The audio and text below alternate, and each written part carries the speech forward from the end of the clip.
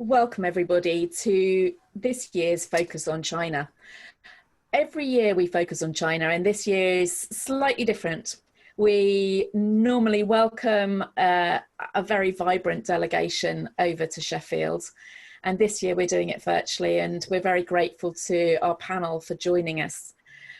We felt it was a really important thing to look at China right now. It's an incredibly important market for the international marketplace.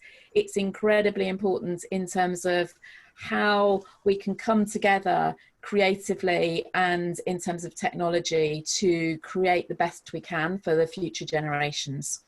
So I'm honoured to welcome Jean Dong from Zespa Media, Sean Shu, Chief Exec of Wikids, and Pablo Meng, who is the Head of International Cooperation and VP Marketing at Hangjin Shambhala Culture and Blossom Pictures.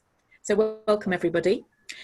The format today is that everybody's going to introduce themselves and give us a snapshot of where their view of China is right now, which is being recorded a few days before we go live with the July CMC virtual. They will then come together at the end, and we're going to have an interesting panel discussion where they can exchange views on the different topics they will have been covering. So without further ado, I'm going to hand over to Jean Dong, who is the Chief Exec at Zespa Media, and she will take us through her thoughts on the marketplace as it is now. Jean. Thank you, Sarah. It's a pleasure to be here and great to meet everyone and to talk about China. A few words on Zespa Media. We're a China UK based group of media production company. We have our own production company in Beijing, China, and we have our UK company work more as a licensing and creative agency representing international and UK content and producers. So today, and of course, we are interested in children's content, and also this become our part of our strategy in the last couple of years, because we identify the children content and program as one of the area that has great potential in both China and worldwide. So today I'd like to share some of our insight in China's children content market, and also to talk a bit and to give some tips and advice to content creators in the UK and worldwide about how to break into China. So I'm going to share my presentation now. First of all, let's talk about China market. I think in our last session, we did share some figures, which I'd like to quickly go through here in terms of the volume of the market and the number of children basically in China. And since China had relaxed the one-child policy and now we have two-child policy since 2016, we in that year alone, the newborn baby have reached 17.5 million. And now it's been estimated by 2025, the number of children between 0 to 14-year-old would reach 272 million.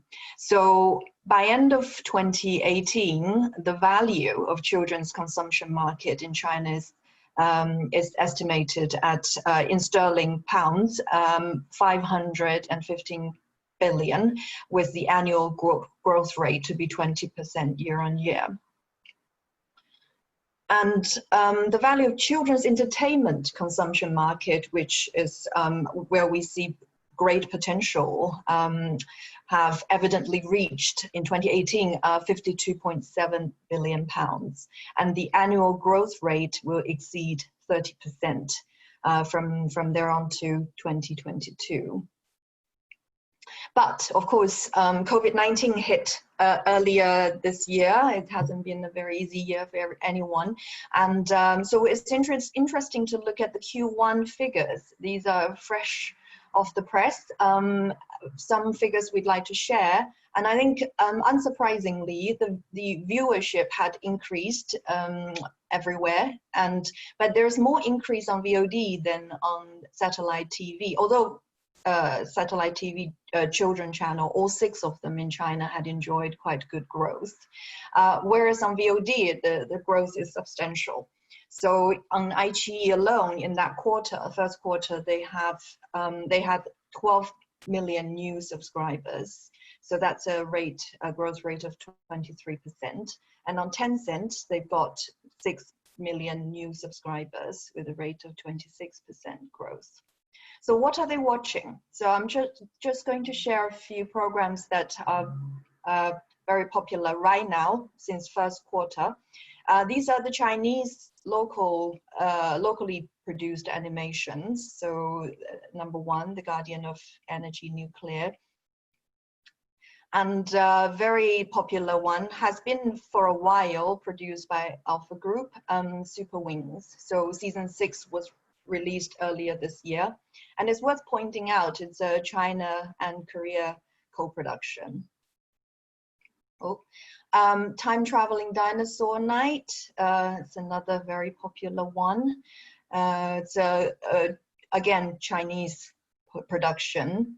Boonie Bear had been very popular in China for years, so they have just released this new series, The Adventurers. So international animations, what's popular in Q1, of course, Peppa Pig. Peppa Pig is ranked number 2 amongst Tencent and Youku on this, in terms of the viewership. I think they've reached, in Q1, reached 8.5 million, for example, on Tencent alone. And interestingly, the second most popular animation is this UK animation series called Omnom Stories, I think produced by Zespa Labs from the UK. So they're doing very well. So season 3 has enjoyed, for example, on Tencent, 1.8 million viewing in the first quarter. I would just want to quickly have a case study on a very interesting early year educational series that is making quite a wave on Chinese platform that's been newly launched. And it consists of lots of songs, nursery rhymes to teach children, well, very young children about life, about eating, about having a healthy habit. So in 1 week alone, they reached 68 million views. So it's very interesting. So we were talking about education the last time, and this is a very good example. And by educational, it doesn't have to mean mathematics, biology, science, stuff that you learn in school, but these kind of content is very popular. The same company also produced another series called Baby Bus, which is similar, with 500 songs, 130 apps, and 3D animations, and that's also doing very well. So coming back to what I think everyone here really care about co-production, and so what is China looking for? What are the opportunities there? So we as a creative agent, we're always on the lookout for good content or new projects in the pipeline in the UK and worldwide. And there are 2 types of projects that we know could work in China, mainly because our investors would be keen to look at them and hopefully put money behind them. So the first kind is an existing successful animation IP with good volume of finished series. So there's substantial amount that we can already right away show on Chinese VOD platforms, get popularity, but it should already have substantial popularities in its own rights and its own territory, and hopefully worldwide too. So if they want to look to produce more series, and if they have global ambition, then that's something would be quite suitable for investors to consider. But what if you don't have that? Well, you can still try for a new project, because we do look at a lot of new animation projects that are being developed. So we we like new projects that are being developed by creators with a very good track record. So they already have a very good track record of award-winning, successful series they produced in the past. So that also would give certainty to investors. And we work with 3 categories of investors in China. First kind are the broadcasters themselves. In this case, the VOD platforms, Youku, Tencent, iQIYI. They do have substantial budget to commission, but also to acquire in terms of the equity share from the IP. So that's what they're interested in. Also, they are always working on the e-commerce platforms, or they have that themselves. So it's a very good way to have this strategic investor who will be able to offer all the 360-degree merchandise and all the ancillaries on their platforms. The second type of investors are looking to invest are animation studios in China. So they a lot of them already have very good experience working with international partners on co-production, so they're always on the lookout for good content. And thirdly, are the financial institutions who already identify children's content as one of the more lucrative IP or assets that they can invest in, but they always after quite substantial returns pretty quickly.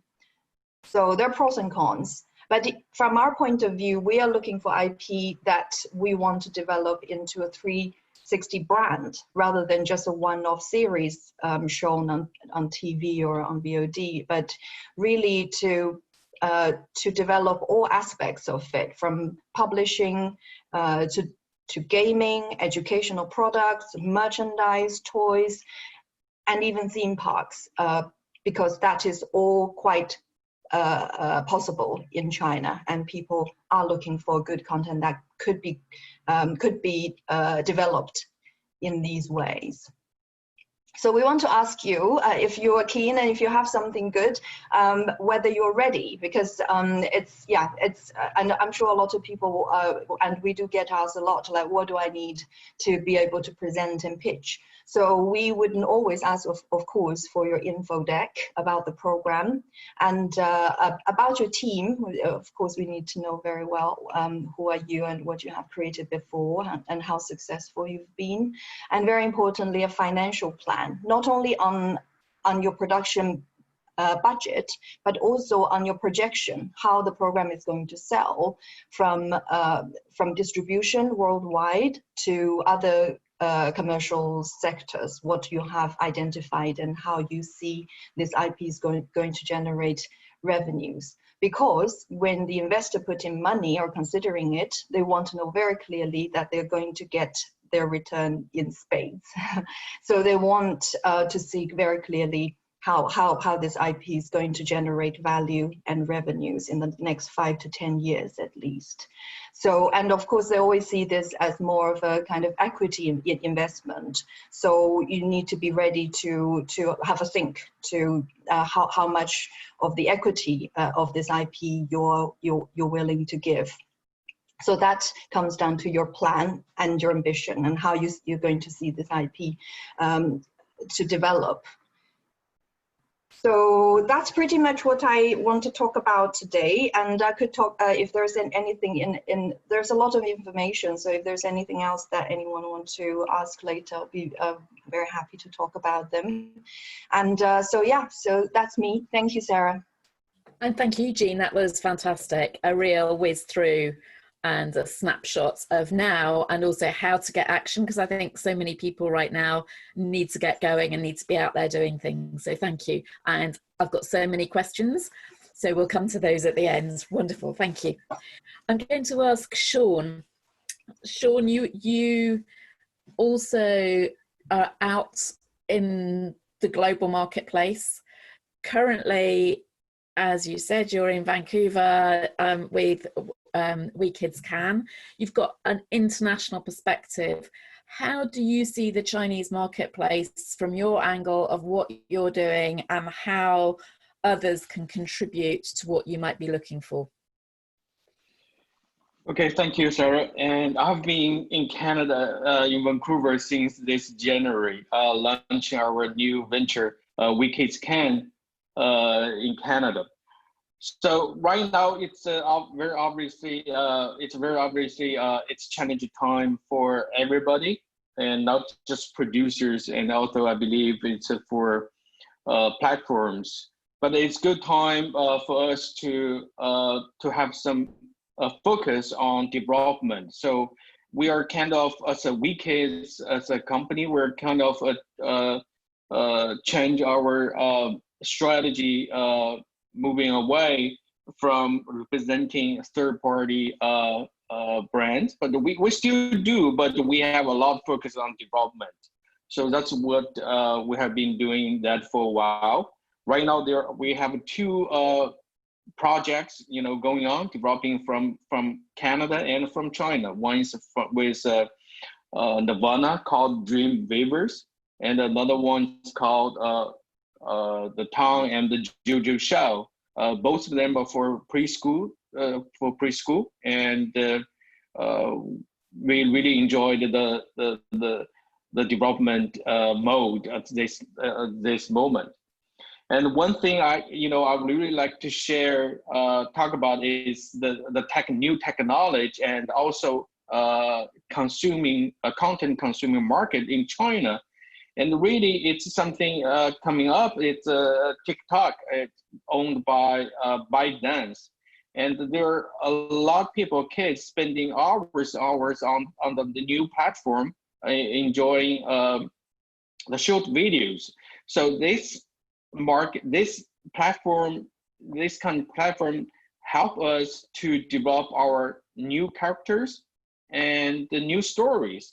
So it's kind of a testing market for producers. So that's something we really should have some focus on it as a producer. And for long format, I think one market is not good enough. Everybody knows that. So that's we come we have come to ideas to develop the long format shows from the standpoint of international market. Really something we can work together with UK producers. So that's really something which we're aiming, we're focusing on. Thank you very much, Sean. That was a really useful snapshot of where we are. And I know that when we get into the discussion, a lot more will come out. Thank you. I'm going to ask Pablo if he could join us now. Pablo's going to take the conversation in a slightly different direction, and he'll explain the heritage behind why they've gone in the other direction and what they're doing and how we can all feed into that. So over to you, Pablo. Thank you, Sarah, and hello, everyone. My name is Pablo, and I represent the Hongqin Shambhala Cultural Group, as well as the subsidiary that Hongqin owns, Blossom Pictures, which is the production studio of Hongqin Shambhala. And I'm gonna just start the screen share.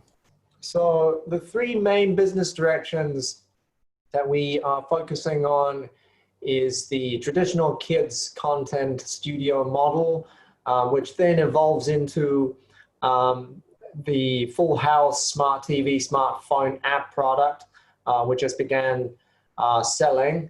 And the other is the location-based entertainment model, which includes the format of museums and all formats of immersive entertainment, as well as virtual reality. And we do distribute third-party content. We also develop original technology. We also develop original content amongst all of the formats. So I'm going to focus on VR today, and hopefully to motivate and inspire a lot of you to really start thinking more about this format and in the Chinese context. For the following reason, because in China, VR is undergoing this fast growth, and let's hit some of these driving factors together. So one of the numbers that really stand out among all the statistics that I found was that this year we're going to hit 90 billion RMB's market size in China for VR, and it is going to be still growing at a pretty fast rate for the next 7 years. And I believe this is not to be shared. This kind of growth rate is not to be shared from the more traditional media sectors like the long form content that everybody, including ourselves, are still doing. That means series and feature film and etc. And that's because key tech players like Facebook and Apple, they've been constantly investing in the content and technology innovation for various audiences. And for China, one of the key words here is 5G, because 5G as a sort of telecommunication infrastructure, it is highly focused by the government. However, this technology is to be seen as something that's quite beyond our day-to-day life. We don't need 5G to be WeChatting or be, doing social networking and be Instagramming away. However, we do need 5G for streaming VR, for, actually having a more smooth experience with VR. So for the telecom operators out there, they're huge companies, they're really focusing on VR this year. And the other thing is COVID-19 bringing the virtual workflow down to a sort of a social fact, a de facto workflow. And that means higher demand for anything that goes onto that workflow. And virtual reality for filmmaking, for example, is a big demand. And for everyone who's already involved, everyone is actually trying to make a decision around what kind of content that is suitable for the medium, what kind of technology they do need to develop in order for that medium to really grow and take off for general public, and how do you monetize out of there. And for all of us kids players, we obviously focus on kids, and that is a focus that makes sense because through our own observation within offline location-based operation, kids are one of the driving traffic to virtual reality content consumption. And there are two main, obstacles against more kids producers, content producers to join force of this medium.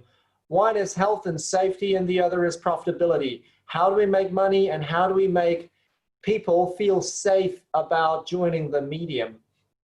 And so as a forefront runner in China of this medium, Hengxin Shenbala has actually begun a lot of, co-research with the leading group of optical medical experts, which is the Beijing Tongren Hospital. We've been developing an eye protection app for short-sightedness for their lab. And also that all of the researchers and medical doctors have been saying that there hasn't been much proof that VR will exactly be harmful to children's eyesight or stereo acuity. And so that actually gives us the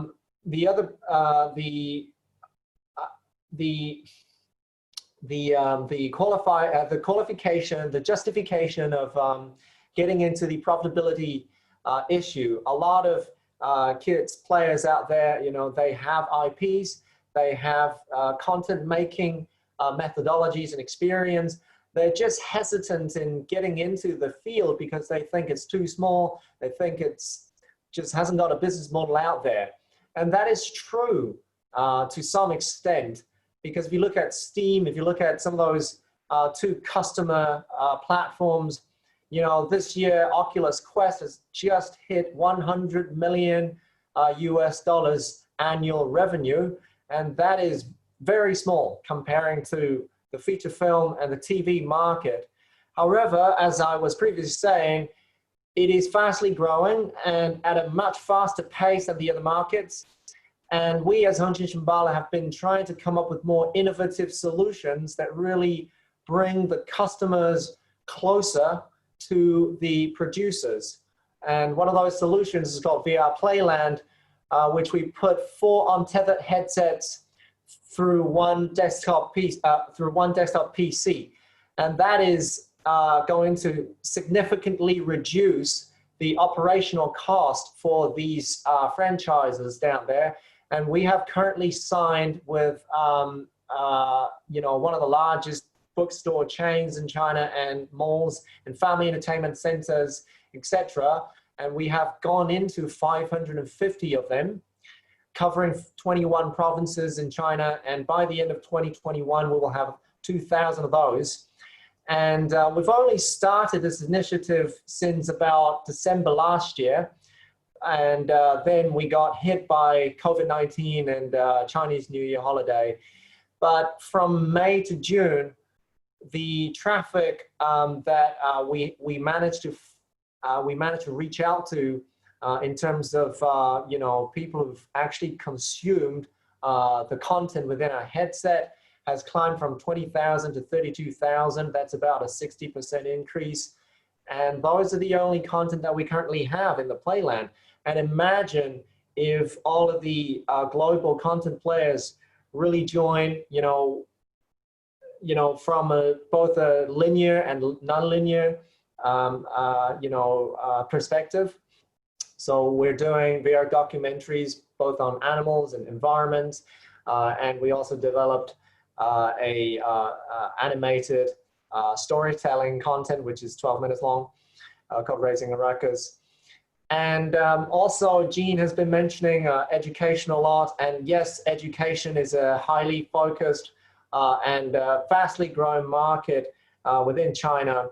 And the Education Bureau of the Chinese government has been really proactively looking for innovative, futuristic solutions to replace or to supplement the current, blackboard textbooks, kind of more traditional ways of education. And VR Classroom is one of our 2 business educational solution, which is currently going into the kindergartens and private educational institutions, where we provide the cloud VR technology, which is shared in the Playland solution, and we curate the headset equipment and the educational content within there.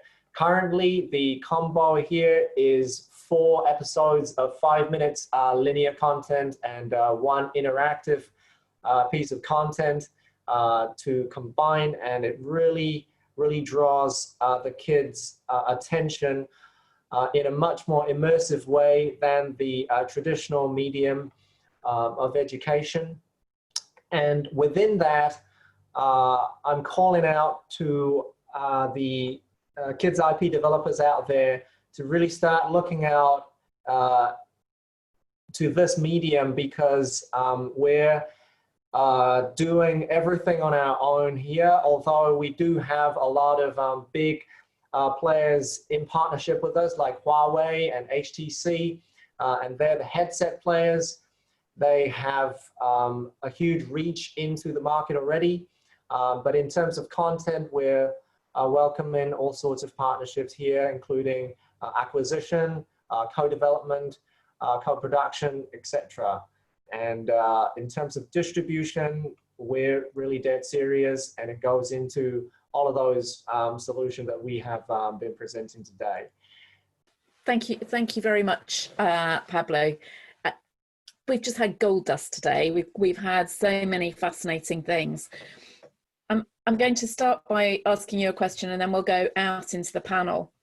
In terms of VR, and I can see the huge potential, and you gave us some amazing numbers in terms of what that's doing and how it's not impacting on traditional linear in the way that people might be thinking. Before we open up to the others, could you just tell us how you think people outside China or outside, the world that you're in all the time, how can they come to you with ideas? How can they contribute, whether that's being a writer, whether it's being a musician, thinking, how do I approach somebody with an idea that could be a VR idea?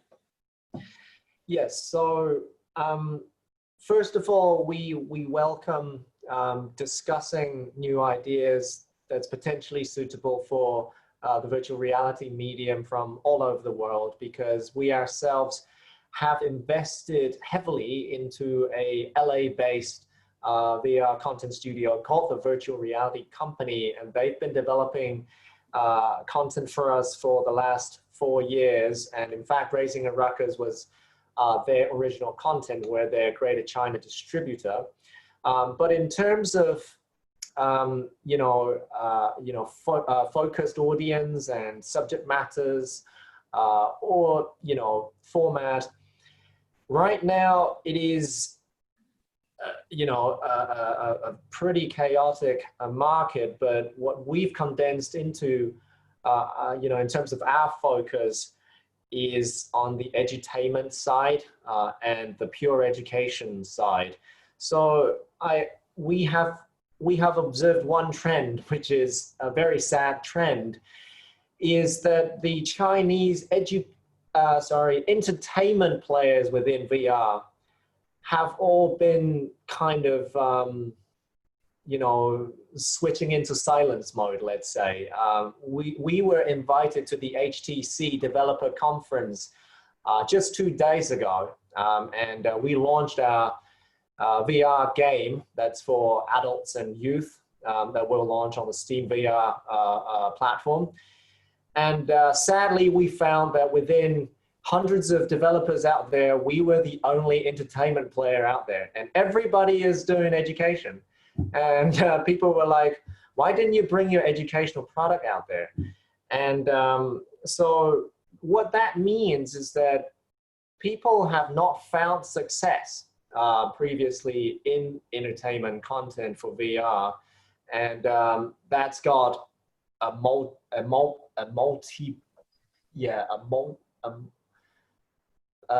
multiplicity of reasons out there. But education is the way to go. If you're able to shake off the idea of developing a linear series, and you do have to tell a story, but start with characters, start with great visual designs, and work with us to find the right way to introduce curriculum and knowledge and information in there through interactivity. I believe you're able to introduce part of your worldview, part of your conceptual design into the audience in a really immersive way, in a really quick way, and then you could start building your IP into the more long form and linear formats. So thanks everybody, that was really informative. There was so many gems in what you've just said. I'm sure we'll all have to rewatch. It's part of our China Connect. So as we go forward, what we're going to be doing is far more sessions, so we can expand on some of the things that we've covered here, because we covered such a range. In the time that we've got to have a little discussion and ask a few questions, I'm going to kick it off by first of all going to Jean and saying, you talked about a 26% growth in the first quarter, which is amazing. How do you believe that might translate into future co-productions and new content?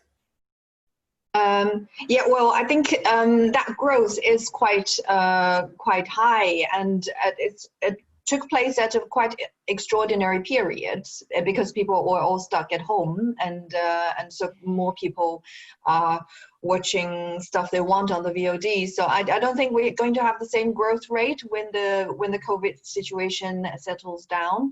But I do believe that all the VOD platforms are not going to reduce their spending on acquiring content. Just a couple more figures to share. In 2019, Tencent spent about 9 billion pounds, British pounds, on acquiring content overall. So, and iQIYI had spent £2.5 billion.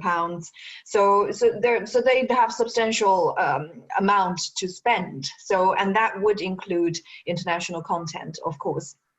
So there's scope, and if your content is good, they are still happy to acquire it.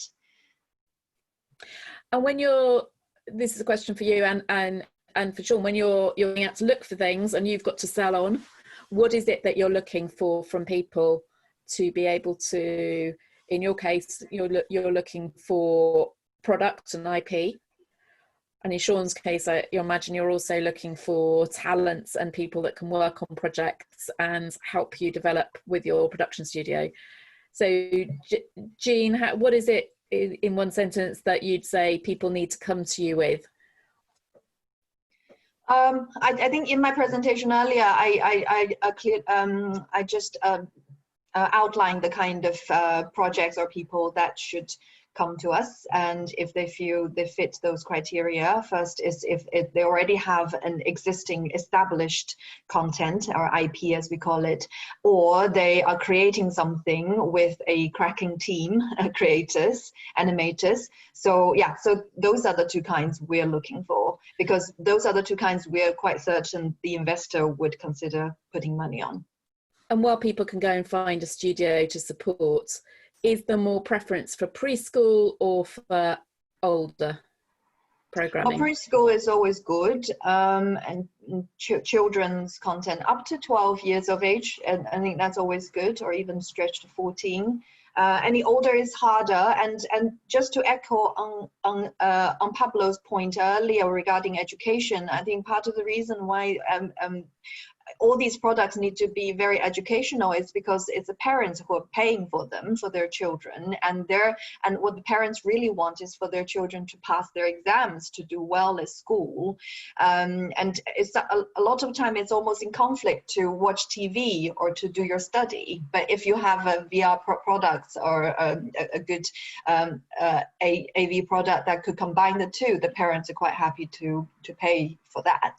So yeah, so education will become quite important when children turn 12 years onwards, because that's when the school entry exams starting to loom on the horizon.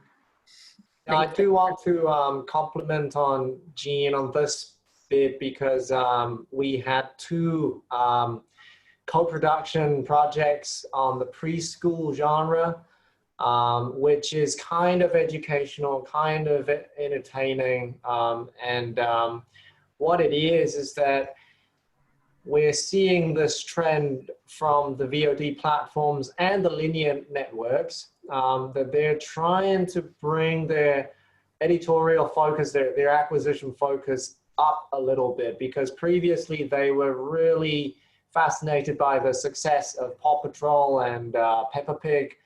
And there are so many projects that flooded their emails, I guess.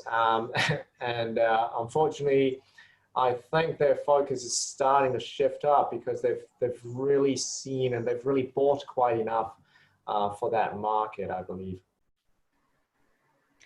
That's useful. I know that in some areas, that because there's been a lot more viewing, there's been a lot more going out there, and a lot more has got slightly worn out. Would you agree, Sean? What are people? Well, we are a little bit different. We are looking for new ideas. We're looking for a new concept or new stories. So, I would say the new technology is good, but it's a tool for producers. No matter it's a short or long format, it's a tool for us. But the logic behind it is financially reasonable. So that's the basic we need as a producer. I think we need to build a structure, financial structure reasonable. So that's we are come from two markets, China and Canada. We really look for something from Europe, and also UK has the advantage, together with China, we have a treaty together. So right now we don't it seems we don't see many projects, treaty projects going on with UK and China. And it must be a reason, financially. So if we solve that problem, I think there are going to be a lot of treaty co-production between China and Canada. So we're really looking for some new concept we can test in the short form market. Both studios try together from the beginning. That's something we're looking for. That's brilliant. With that, I'm afraid I'm going to have to call that a close for now. Thank you so much. I know this is a continuing conversation, and as I say, we have China Connect, and we're planning to do much more in the future, and looking at what we can do. And I know all of you will be happy to receive questions and anything that people want to send to you via the normal channels. And I just want to say thank you, and hopefully we may get out to Hangzhou, to the IABC that CMC comes to each year, which is going to be in September. It's in the balance, but next year we definitely want to come out, and it's something that is really important to all of us because it starts firing us up in a creative way to think differently, to test what we're doing, and to be out of our comfort zone. So once again, thank you very much. And I look forward to seeing you all in person at some point soon. Thank you. Thank you, Sarah. Thank you. Thank you, everyone.